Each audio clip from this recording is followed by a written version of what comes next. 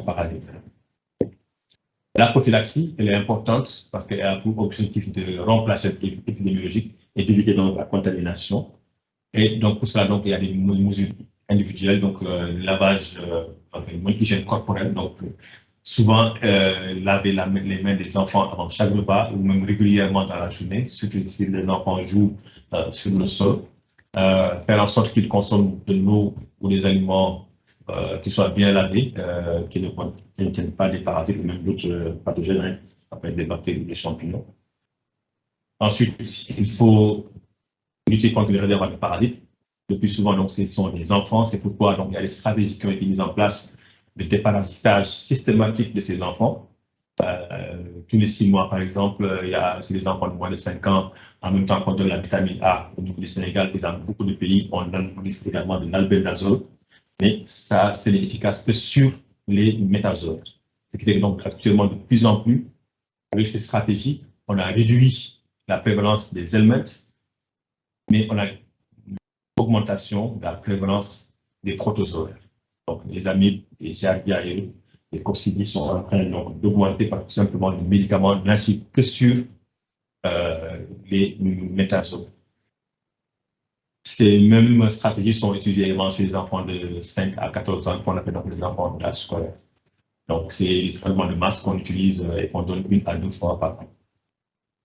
À côté de cela, donc, il y a tout ce qui est assainissement des milieux, donc éviter les périodes fécales, hein, éviter donc que les enfants passent de besoins dans la nature, donc la construction de latrines, de fosses septiques, mais surtout également la communication, l'éducation de ces enfants-là, des adultes qui sont contaminés, pour éviter qu'ils passent le besoin de la nature et donc entraîner une dissémination de la maladie.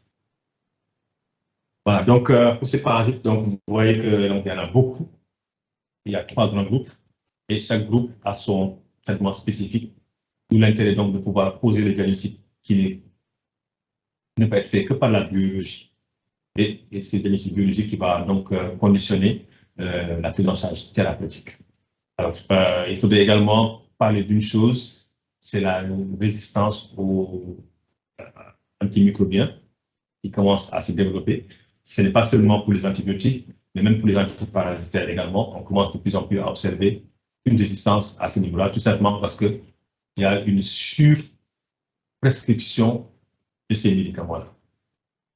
Très souvent, on voit des pédiatres qui, à chaque consultation, vont déparasiter les enfants 4, 5, 6 fois par an. Ce n'est pas nécessaire parce que ça va. Le cycle de ces parasites dure au moins 4 à 6 mois. Donc, quand un enfant est infecté aujourd'hui, c'est peut-être dans 5, 6 mois, 4, 5, 6 mois qu'il va commencer à développer la maladie.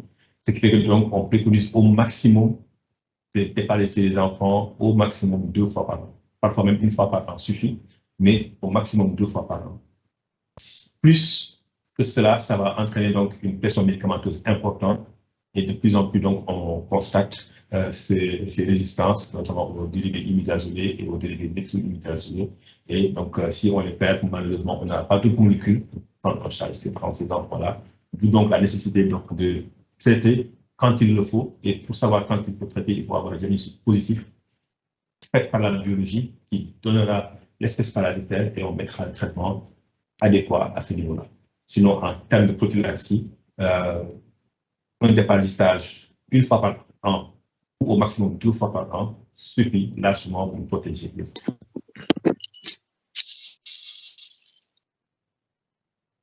Des questions?